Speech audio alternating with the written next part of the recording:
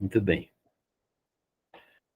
Graça e paz a todos que já estão conosco, participando, aqueles que vão entrar ainda, participando também. Hoje nós vamos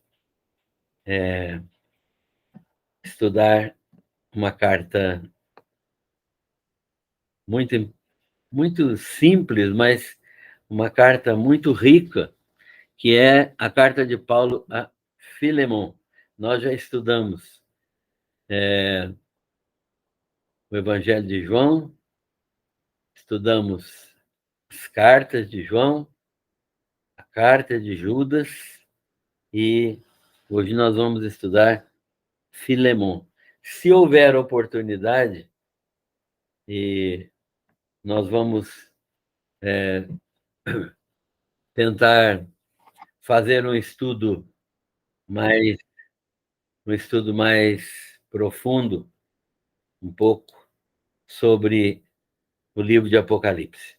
Mas vamos fazer a leitura, então, de Filemon, a carta de Paulo a Filemon. Na verdade, Paulo e Timóteo, né, escrevendo a Filemon. O texto diz assim: Paulo, prisioneiro de Cristo Jesus, e o irmão Timóteo, ao amado Filemon, também nosso colaborador, e a irmã Áfia e a Arquipo, nosso companheiro de lutas, e a igreja que está em tua casa. Graça e paz a vós outros, da parte de Deus, nosso Pai, e do Senhor Jesus Cristo. Dou graças ao meu Deus, lembrando-me sempre de ti nas minhas orações, estando ciente do teu amor e da fé que tens para com o Senhor Jesus e todos os santos, para que a comunhão da tua fé se torne eficiente no pleno conhecimento de todo o bem que há em nós, para com Cristo. Pois, irmão, tive grande alegria e conforto no teu amor, porquanto o coração dos santos tem sido reanimado por teu intermédio.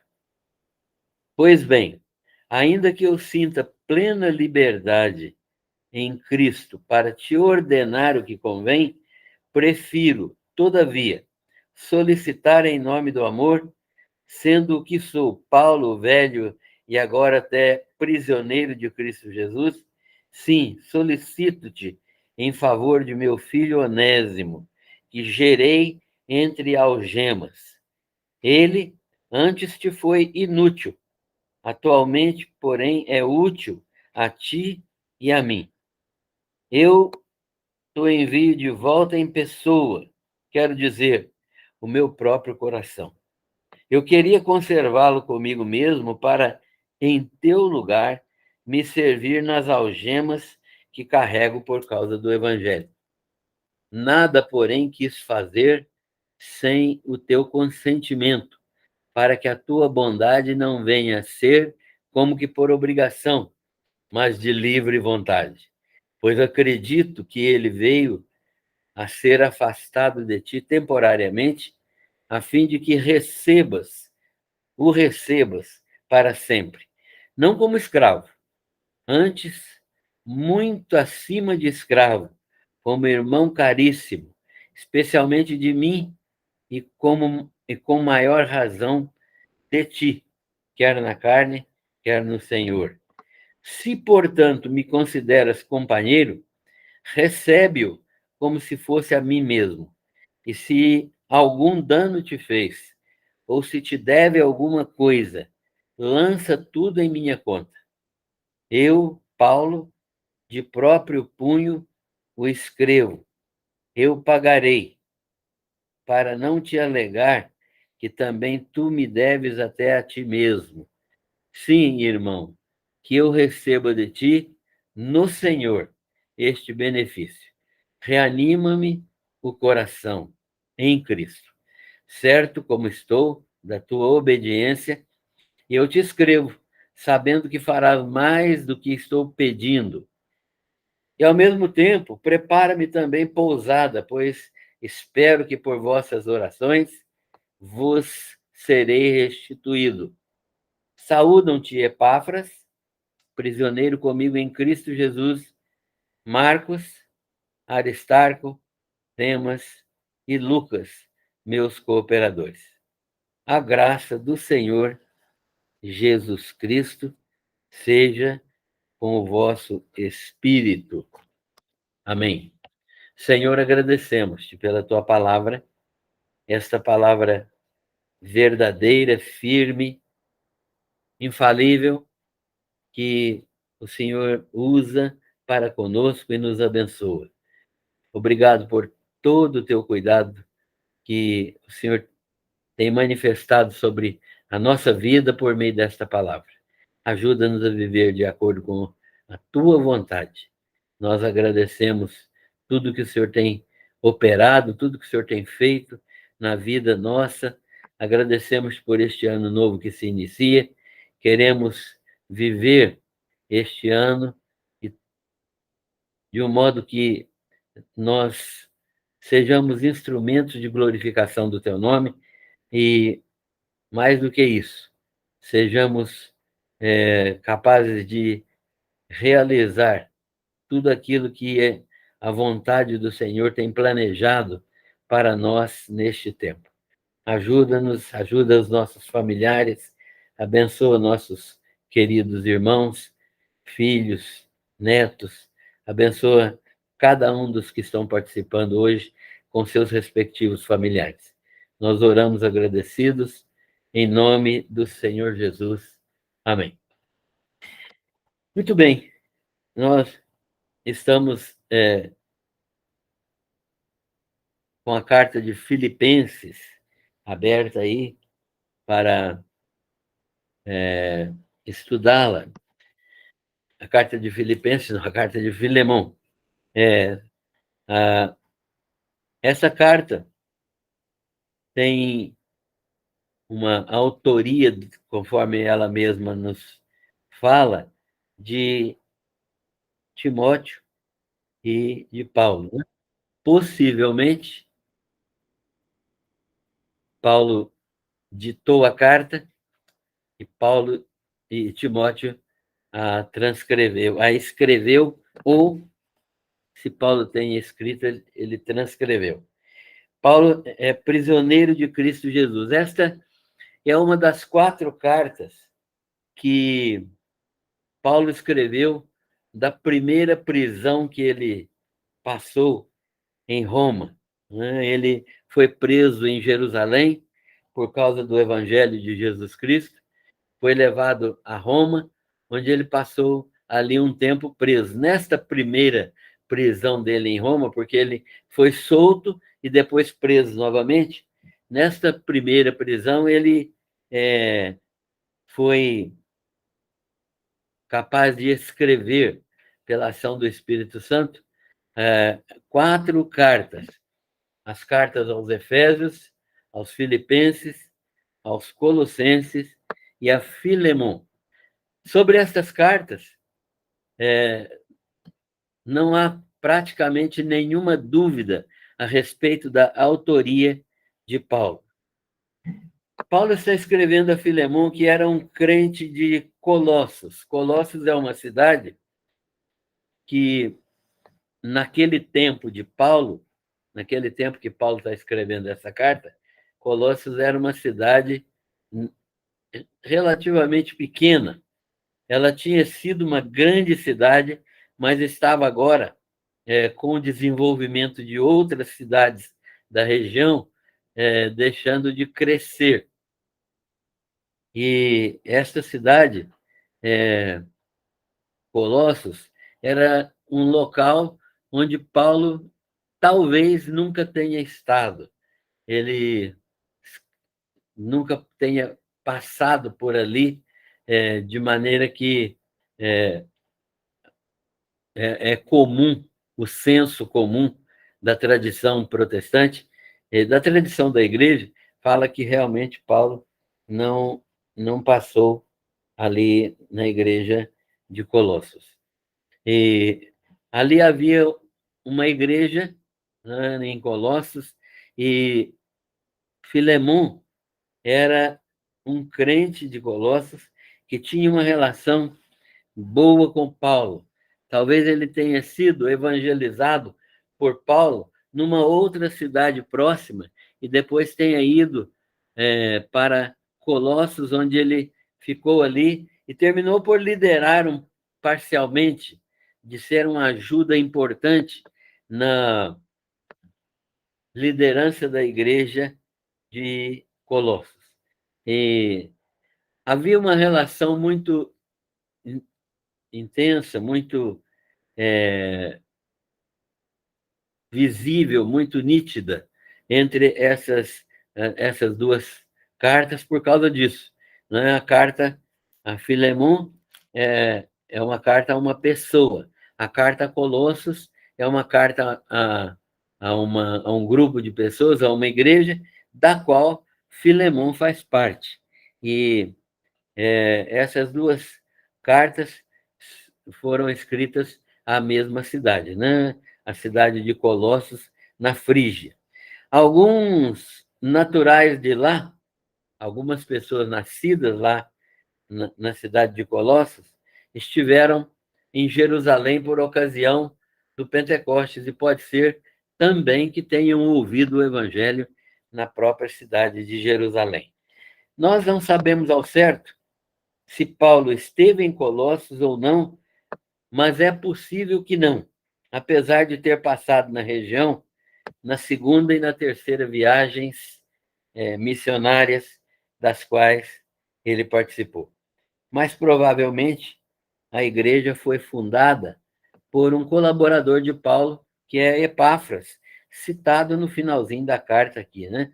Aristarco, Demas, Epáfras, né? E Epáfras era um homem que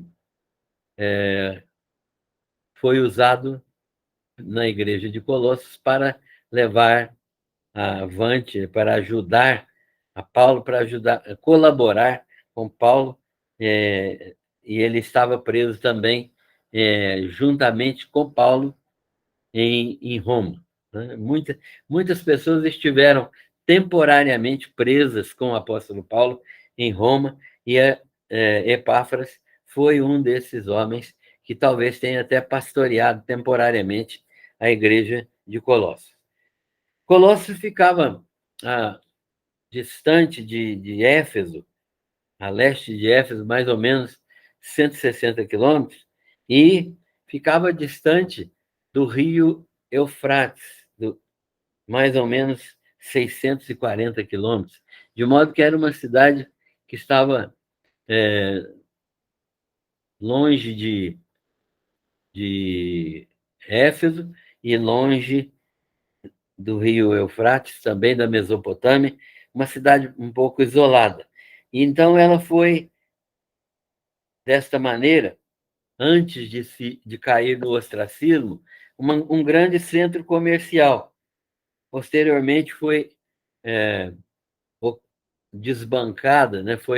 Seu valor foi substituído por Laodiceia e por Hierápolis, duas outras cidades que acabaram crescendo mais ali, e também Paulo não esteve nessas cidades, e alguém da cidade de Colossos deve ter evangelizado essas duas cidades, Laodiceia e Hierápolis. Colossos foi a cidade menos importante à qual o apóstolo dirigiu uma carta. Então, essa carta de Paulo a Colossos, aos Colossenses, que nós vamos estudar depois, é uma carta dirigida a uma igreja que não tinha tanta importância como cidade, né? Não era uma cidade tão grande, mas Paulo tinha ali um grupo muito importante, muito para ele, de crentes. E ele amava muito esses crentes. Filemão morava em Colossos e era amigo íntimo de Paulo. Então, só esse fato demonstra já o interesse de Paulo na cidade de Colossos. Ele tinha amigos íntimos ali. E nós vamos ver no decorrer da carta que o próprio Onésimo se transformou num amigo íntimo de Paulo. Então, Paulo é alguém que se preocupa, que demonstra amor pelos seus amigos, pelos seus irmãos. Filemão, então, era uma pessoa abastada, uma pessoa rica. Materialmente, ele era bem abastado. E, inclusive, tinha muitos escravos a seu serviço, porque exatamente era uma pessoa que tinha muitas propriedades. Um desses escravos que Filemão tinha era Onésimo. Onésimo era, então, escravo de Filemão. A palavra onésimo significa útil, né? Mas nós entendemos, pela própria carta, que antes da conversão de Onésimo, Onésimo era um inútil. Agora, ele se converte e se transforma numa pessoa verdadeiramente útil ao Evangelho. E Paulo saúda os crentes da casa de Filemão, que era uma igreja que se reunia ali. As igrejas do Novo Testamento não tinham um templo, não é como nós conhecemos hoje. Elas se reuniam em casas. Na casa de Filemão havia uma igreja que se reunia ali. O amado Filemão era colaborador nesta igreja, colaborador do evangelho nesta igreja. E a sua esposa Áfia e o seu irmão Arquipo, que era companheiro de lutas e provavelmente o pastor dessa igreja, se reuniam ali na casa de Filemão pela bondade de Filemão e pela sua generosidade, né? Ele era um homem que tinha posses e ele ajudava, então, a igreja a se desenvolver. E aqui cabe uma questão, né? Levantar um questionamento. Qual é o objetivo que muitas vezes nós vemos em irmãos, em nós mesmos, até em pastores, de ter grandes valores financeiros em sua conta, se não for para ser um instrumento útil de pregação do Evangelho? Então, nós precisamos de lembrar que Deus nos dá recursos financeiros para nos tornarmos úteis, para sermos pessoas úteis ao Evangelho. E então, Epáfras era um colossense preso em Roma que ajudava e ele ministrava na casa de Filemão, porque Filemão, sendo um homem abastado, ele compartilhava o que ele tinha recebido de Deus para a pregação do Evangelho. Essa carta foi escrita, então, em Roma, onde Paulo estava preso, na primeira prisão, cerca de 5 anos depois de ter saído da região de Éfeso. E a história que esta carta se refere é interessante, para que a gente possa compreender o porquê desta carta. Onésimo era um escravo de Filemão. E Onésimo havia furtado dinheiro de Filemão e fugiu, indo parar em Roma, onde ele providencialmente encontrou-se com o apóstolo Paulo, né? Deus, agindo, fez com que o apóstolo Paulo e Filemão e Onésimo se encontrassem, né? E desse encontro, Deus levou Paulo a evangelizar Onésimo. Possivelmente eles ficaram presos na mesma cela, ou talvez se encontraram por alguns locais, porque Paulo tinha permissão para sair ocasionalmente da prisão. Ele pode ter se reunido numa casa onde Filemão estivesse, onde Onésimo estivesse, e ali ele evangelizou Onésimo, e talvez até já o conhecesse de ouvir falar, né? Paulo persuadiu Onésimo, então, por meio do evangelho, a se tornar um cristão, a se tornar um cristão. E, tendo ele aceitado o evangelho, crido em Jesus Cristo, agora, como nova criatura, Paulo o orienta, né? Orienta Onésimo para que ele volte para a casa de Filemão. Paulo diz a ele: olha, você é um escravo, você conheceu o Senhor Jesus Cristo,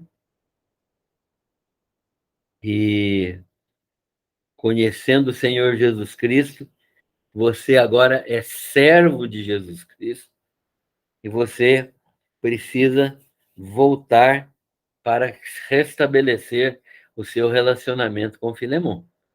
Você furtou a casa dele, e agora, como crente, você deve voltar à casa de Filemão e acertar a sua situação com ele, porque você pertence a ele. Você é um escravo, você foi comprado por ele. A escravidão era uma situação vigente no Império Romano. Paulo não está discutindo aqui se a escravidão é certa ou errada. Ele não é isso que ele está discutindo. Certamente ele achava errado. Mas ele estava levantando a questão de: se eu fui convertido ao Evangelho em, na condição de escravo, eu preciso voltar ao meu Senhor. Por quê? Porque só o meu Senhor, né, de escravos, o meu patrão, é que pode me libertar, né? Então, é isso que Paulo está ensinando a Onésimo. Paulo persuadiu, então, a retornar a Filemão e a restituir aquilo que ele havia furtado. Olha que situação. O problema está não em restituir apenas aquilo que havia sido furtado, mas também em poder ser condenado pela atitude de ter furtado o seu patrão. E a pena de morte, a pena que era praticada nesses tipos de crimes, a pena que certamente poderia ser aplicada a Onésimo, seria a morte. Essa pena para esse crime de um escravo era a morte, por isso Paulo escreve a carta, e é nesta carta que ele escreve que Onésimo não toma conhecimento, simplesmente ele é o homem que vai levar a carta a Filemão. Então, Paulo escreve a carta sobre Onésimo e entrega a Onésimo e fala: vai e entrega a Filemão. Ele que vai ler essa carta, e Onésimo não sabia qual era o teor da carta. Ele, então, leva a carta. Mas, na carta, Paulo está intercedendo em favor do escravo. Que coisa maravilhosa que é o Evangelho, né? O Onésimo está levando uma carta que ele pensa que é de condenação pelo ato que ele praticou, mas é uma intercessão de Paulo pela sua libertação. Então, Paulo está fazendo Onésimo voltar até Filemão e apresentar a carta. Agora, é uma situação interessante também, porque Paulo é prisioneiro de Jesus Cristo. Ele se apresenta, Paulo, prisioneiro de Jesus Cristo, e o irmão Timóteo, ao amado Filemon, também nosso colaborador. Olha, é um prisioneiro de Jesus Cristo, Paulo, apresentando um outro prisioneiro, Onésimo, ao seu legítimo possuidor pelas leis de Roma, que é Filemon. Então, Paulo está dizendo a Filemon indiretamente: olha, eu também estou preso, eu também sou alguém é, que se tornou culpado e que Jesus é meu Senhor e me perdoou. Então, Paulo indiretamente está falando com Filemon que ele espera que o seu comportamento seja de um senhor de escravos, mas crente em Jesus Cristo. A pena para esse crime de um escravo, então, era essa morte, e por isso Paulo tomou a liberdade de escrever a carta enviada pelo próprio Paulo por meio de Onésimo até Filemon. Paulo é prisioneiro de Jesus Cristo, assim como Onésimo é prisioneiro, vai ser prisioneiro de Filemon quando ele chegar com a carta lá em Colossos. Então, Filemon também é escravo de Jesus Cristo. Paulo está dizendo para Filemon: você lembra que você também é servo de Jesus Cristo. Então, nós três estamos na mesma situação, porque você também, Filemon, é servo de Jesus Cristo. E você era merecedor da morte também. Então, você deve agir, né? Porque todos os crentes são prisioneiros de Jesus Cristo. Então, você deve abrir os seus olhos para essa situação e fazer aquilo que é possível, aquilo que o Evangelho exige de quem está nessa mesma situação. Então, haja com Onésimo do mesmo modo que Jesus Cristo agiu com você. Então, Paulo está dizendo: nós estamos presos, não no sentido judicial, penal da palavra, mas pelo amor do Senhor Jesus Cristo. Então, a nossa prisão é uma prisão em amor. Jesus nos amou, Jesus nos ama, Deus nos amou em Cristo Jesus. Por isso nós estamos na mesma situação. Esse é o assunto que Paulo salienta na carta. Esse assunto é um assunto muito presente aqui na carta. E então o senhor do escravo o trata com o amor de Cristo. Deve tratá-lo com o amor de Cristo. Ou seja, Filemon deve tratar Onésimo com o amor de Cristo. E o escravo, que é Onésimo, deve tratar o seu dono, que é Filemon, e servi-lo por amor a Cristo. Essa é a relação que Paulo está ensinando agora, neste momento, a Filemon e a Onésimo. Então, como eu disse, Paulo não está defendendo ou atacando o sistema de escravatura. Era um sistema vigente, estava lá presente, e o que tinha que ser feito era conviver com esse sistema. Se houvesse possibilidade de resolvê-lo politicamente, vamos resolver. Se houvesse possibilidade de resolvê-lo de uma outra maneira, vamos resolvê-lo. Mas no momento o que está acontecendo é isso. O escravo, então, está ali presente, e Paulo está apenas demonstrando como a nova criatura, não é? O senhor ou o escravo, dominado pelo amor de Deus, agem de acordo com a vontade de Deus e para a glória de Deus. Isso é o que o texto nos mostra. Paulo está, nesta carta, demonstrando alguns aspectos da sua vida, do seu caráter. Primeiro de tudo, ele demonstra a sua gratidão. Ele demonstra sua gratidão a Deus. Ele fala: dou graças ao meu Deus, lembrando-me sempre de ti. De ti aqui é Filemon, nas minhas orações. Por que ele se lembra de Filemon nas orações dele? Por que Paulo se lembra de Filemon nas suas orações? Porque ele sabe que Filemon é um homem transformado pelo poder do Evangelho.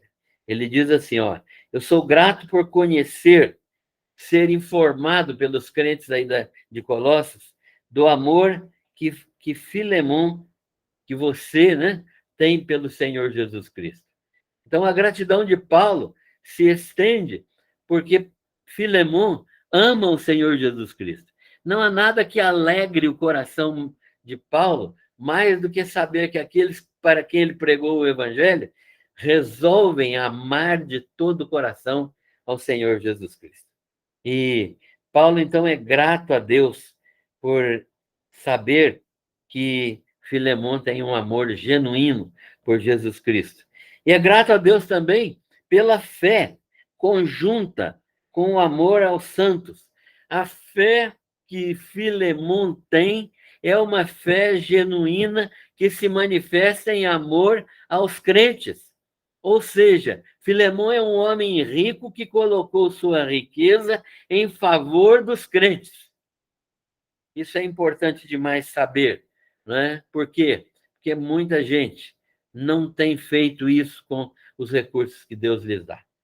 Então, Paulo é grato a Deus, porque Filemon ama verdadeiramente os crentes e coloca o seu amor em ação, valorizando os crentes e operando na vida dos crentes.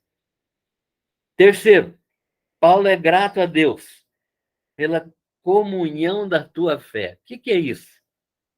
O que Paulo está dizendo aqui? Pela comunhão da tua fé, versículo 6, né? Para que a comunhão da tua fé se torne eficiente. Paulo está dizendo aqui, olha, fé verdadeira é a fé que atua em favor dos outros. Falar que tem fé, como eu escuto tanta gente falar, não, eu tenho muita fé. Nossa, eu sou uma pessoa de muita fé. Eu exerço muita fé em Deus. Isso e nada é a mesma coisa. Fé verdadeira, fé que frutifica, é a fé que traz comunhão com os irmãos. Ou seja, Filemon está manifestando o amor de Deus aos irmãos em Cristo Jesus. As obras de Filemon, as obras relatadas, realizadas por ele em favor dos santos, né, dos crentes que habitavam ali em Colossos e que muitos deles frequentavam a própria casa de Filemon, demonstram o pleno conhecimento de toda a operação de Cristo em nós. Ou seja, quanto mais eu tenho amor e fé, quanto maior conhecimento eu tenho de Cristo, mais eu exerço fé, mostrando todo o bem que há em nós. Então, há uma relação muito direta entre conhecimento de Deus e fé em Deus. Sendo que conhecimento de Deus traz fé produtiva. É uma fé que me faz agir em favor dos outros. Uma fé verdadeira. Porque, como Tiago nos ensina, a fé sem obras é morta. Então, isso é o que nós estamos observando aqui no comportamento de Filemon.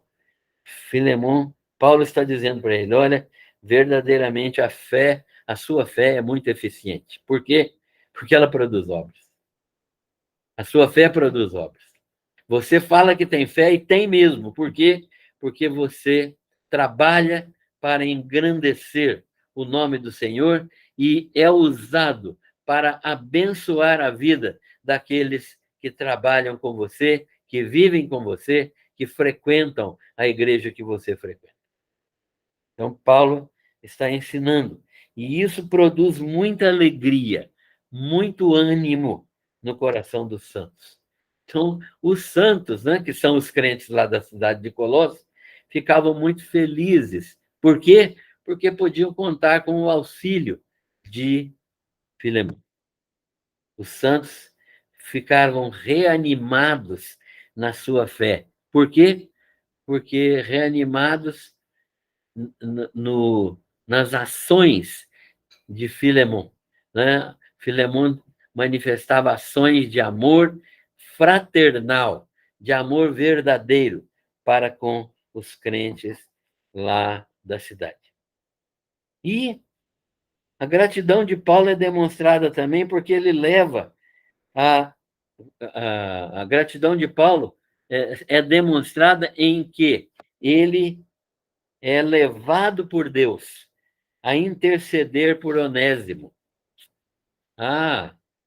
Então, Onésimo tem sido alcançado pela mesma, e Paulo quer isso, que ele seja verdadeiramente alcançado pela fé produtiva de Filemão. Na cabeça de Paulo passa o seguinte: eu quero que o amor que Filemão demonstra pelos crentes de Colossos, a fé verdadeira e produtiva, a fé que produz obras na vida dele, deve também ser manifesta em favor de Onésimo, mesmo tendo sido Onésimo alguém que furtou, que roubou a ele e que merece ser condenado à morte.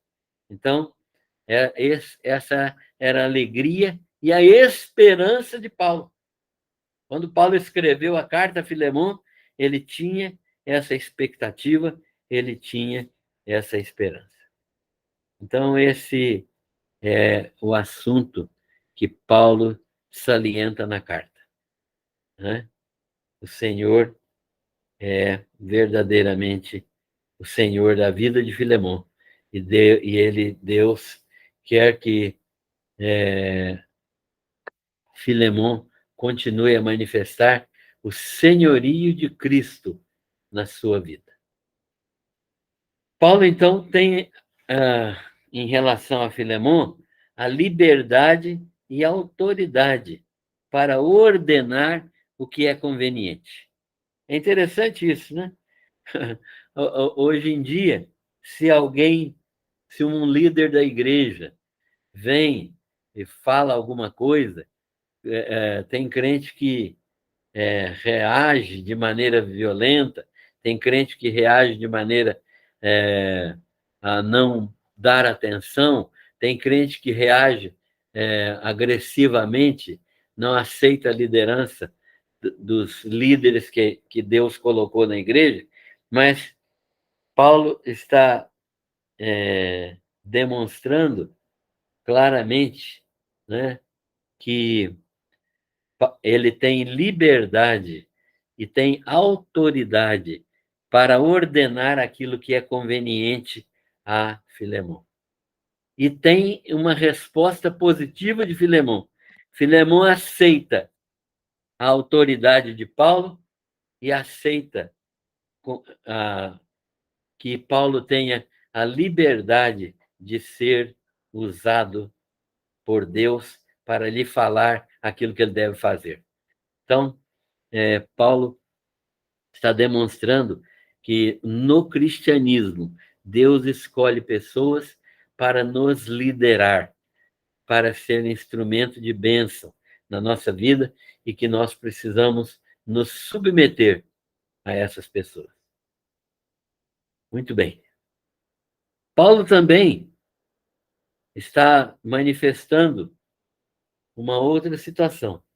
Ele pretende pedir em nome do amor. Eu achei interessante essa expressão desde que li algumas vezes atrás. Prefiro, todavia, solicitar em nome do amor, sendo o que sou, Paulo velho. Se for pensar na minha condição de apóstolo velho, já prestes a morrer, você não tem obrigação nenhuma de me obedecer. Mas eu quero pedir em nome do amor. Do amor de quem? Do amor de Deus, do amor de Cristo, do amor que me coloca em completa submissão a Cristo e que me faz um discípulo de Cristo, que me faz prisioneiro de Cristo e nessa condição me dá autoridade para exigir algumas coisas de você. Eu pretendo te pedir em nome do amor, em favor de Onésimo. Olha, não faça o que a lei diz em relação ao Onésimo. Faça aquilo que o amor está dizendo. O amor de Cristo é superior à lei, a essa lei dos escravos romanos que manda você matar o escravo que roubou. Faça alguma coisa diferente. Primeiro, porque você é crente. Segundo, porque eu estou pedindo, eu sou autoridade sobre você e sou crente. E terceiro, porque Onésimo foi transformado. Ele agora também é um crente em Cristo Jesus. E você deve fazer isso. Sabe por quê? Porque eu poderia usá-lo. Paulo está dizendo assim: eu poderia usar Onésimo. Poderia usar Onésimo. Eu não precisava nem te devolver ele. Eu precisava, ele podia ficar aqui comigo. Eu não precisava nem falar com ele assim, ó, volta para seu dono. Eu não precisava fazer isso. Paulo está dizendo. Eu poderia usá-lo, mas eu te devolvo, Onésimo. Eu estou mandando ele voltar para você. Como? Como se fosse o meu próprio coração, coração de Paulo. Como se fosse eu mesmo, como se fosse eu que estivesse voltando no lugar dele. Imagine aí, Filemon, se eu estivesse chegando aí na sua casa e dizendo: eu vim ficar no lugar de Onésimo. Se você quiser me matar, eu estou disposto a morrer.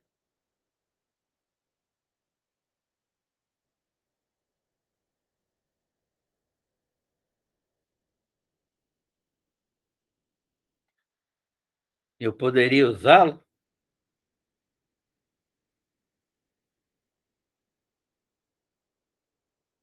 mas eu estou te devolvendo como se fosse eu mesmo.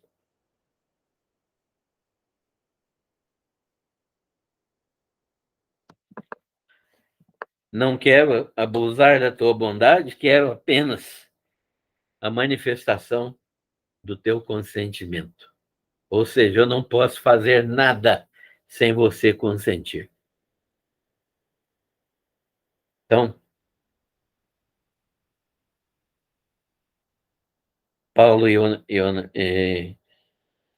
Filemon entram num acordo, porque Filemon aprendeu a amar Paulo e amar Onésimo desta maneira. E não abusa Paulo não está abusando da bondade de Onésimo, ele não está obrigando Onésimo a fazer nada. Onésimo, não. Filemon a fazer nada. Ele está apenas lembrando o que é que o cristianismo, o que é que o evangelho faz na vida de quem aceita Jesus como seu Salvador. Não quero abusar da tua bondade, quero apenas que você manifeste o teu consentimento. E você deve tratar Onésimo como irmão precioso, do mesmo modo como você trata a mim, Paulo. Então, o tratamento entre nós deve ser igual. Eu te trato como meu irmão em Cristo, trato Onésimo como meu irmão em Cristo, você me trata como irmão em Cristo, você trata Onésimo como irmão em Cristo. Onésimo vai te tratar como irmão em Cristo, porque ele já me trata como irmão em Cristo. Paulo, então, percebe claramente que ele é levado a responsabilizar-se por eventuais danos. O amor de Paulo é tão grande que ele diz assim para Filemon: possivelmente, Onésimo deve ter produzido danos físicos, danos materiais a você. Fique tranquilo que eu pago tudo isso. Isso aí para não te dizer que você mesmo é devedor a mim. Porque se você é uma pessoa salva em Cristo Jesus, fui eu que fui usado para que você fosse crente em Jesus Cristo. Você deveria tratar Onésimo da mesma maneira. E você deve tratá-lo como irmão em Cristo, precioso, por quem Cristo morreu, do mesmo modo como nós devemos nos tratar uns aos outros. E essa responsabilidade por danos eventuais, deixa comigo, porque se houver dano material, eu quero eu mesmo ser instrumento de pagamento dessa dívida. Mas eu quero te lembrar uma coisa, não para te constranger, que você é devedor a mim mesmo. Você, Onésimo, ou você, Filemon, é devedor a mim mesmo da sua própria vida, porque eu anunciei o evangelho a você. Então, nesse aspecto, você é a mim mesmo devedor. O texto é muito claro e ele fala assim: se algum dano Onésimo te fez, ou se ele te deve alguma coisa, lança tudo em minha conta. Eu, Paulo, de próprio punho, para ninguém dizer que inventaram isso. Eu escrevo, eu pagarei, para não te alegar que também tu me deves até a ti mesmo. Sim, meu irmão, que eu receba de ti no Senhor este benefício. E isso vai reanimar o coração, o meu coração, em Cristo Jesus. Essa é a manifestação de amor que o Evangelho produz.